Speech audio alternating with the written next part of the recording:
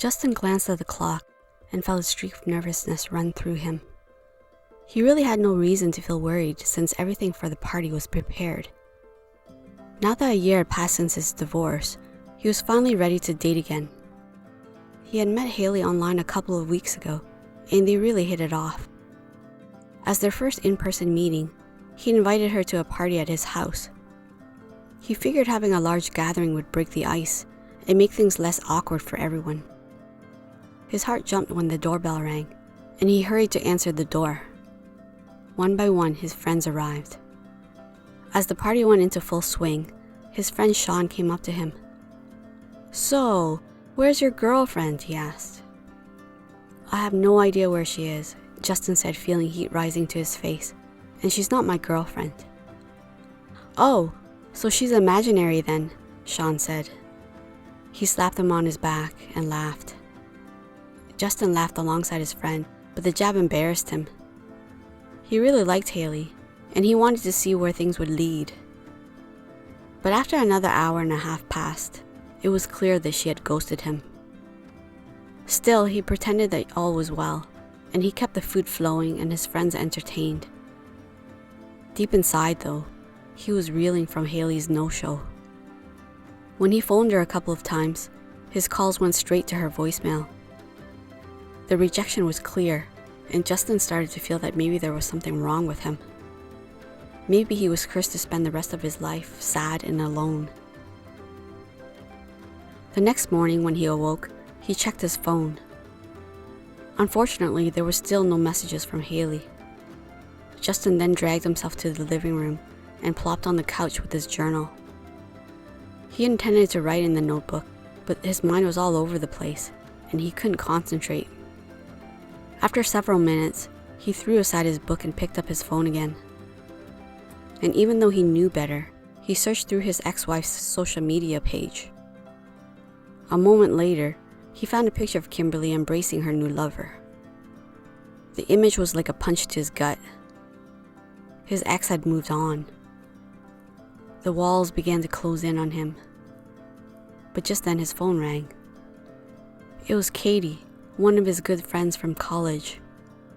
She was an upbeat person, and hearing her voice cheered him up. She chatted about the current events in her life and mentioned her upcoming cruise. "You're going on the trip, right?" she asked. "Why would I go?" he asked. "I wasn't invited." "Of course you were invited," she said, her voice dismissive. "Sean organized the trip. He would have told you about it." "Well, he didn't," Justin said. There was an awkward silence. When Sean and his other friends came over for the party, no one had spoken about the cruise. And now, as he recalled, his friends had gone on many trips without him in the past. "I'm sure you could come with us," Katie said finally. "I'll tell Sean that you're interested." "No, I'm okay," he said. He was about to end the call when Katie stopped him. "Hey, I wanted to ask you if you could take a look at my computer. The screen has gone black and I don't know how to fix it." Justin worked with computers and was just about to tell his friend that he'd take a look at her device. But then he changed his mind. "Sorry, I'm kind of busy right now," he said. "You'll have to ask someone else." Long after the call ended, Justin was still trying to gather his thoughts. He'd always considered himself a giving, generous person. When his friends needed something, he was quick to jump in and offer his help. But when had his friends helped him out? They certainly weren't there for him when he was going through his marriage troubles. As he pondered his situation, he thought about disappearing for a while. Would his friends even notice? There was only one way to find out. Justin shut down his cell phone and decided to keep it off for 3 weeks. The test would reveal who in his life valued him. When 21 days passed, Justin finally allowed himself to turn on his device. But what he found confirmed his worst fears. There was nothing from Sean, Katie, or any other people he considered friends. On one hand, he forgave those with kids since they had their hands full, but the childless ones had no excuse.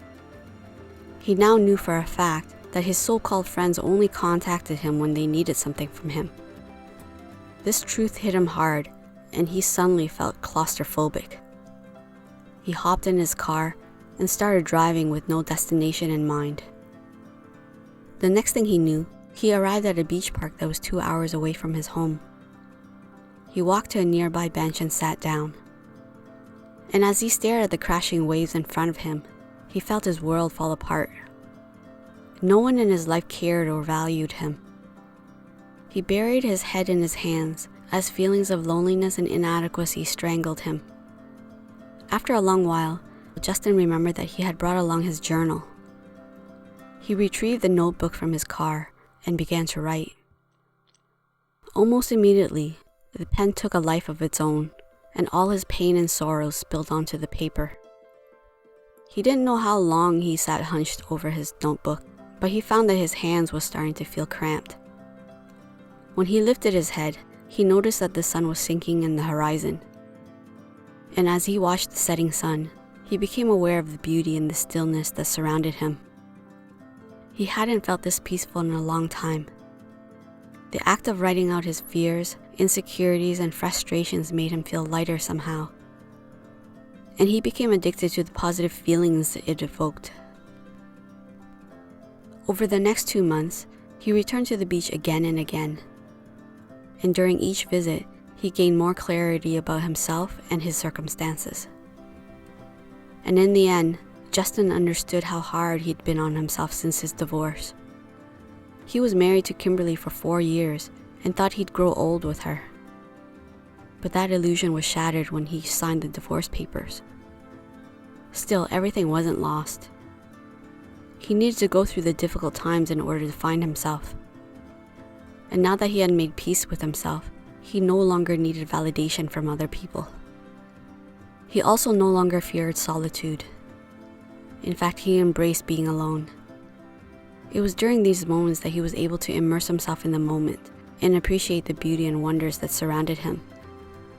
And when he did this, there was just no room to feel sad or lonely. What did you guys think of the story? Please comment in the comment section below. I can't wait to read your answers and discussions. Thanks for watching. And don't forget to like and subscribe to get the latest stories to warm your heart. Until next time, bye.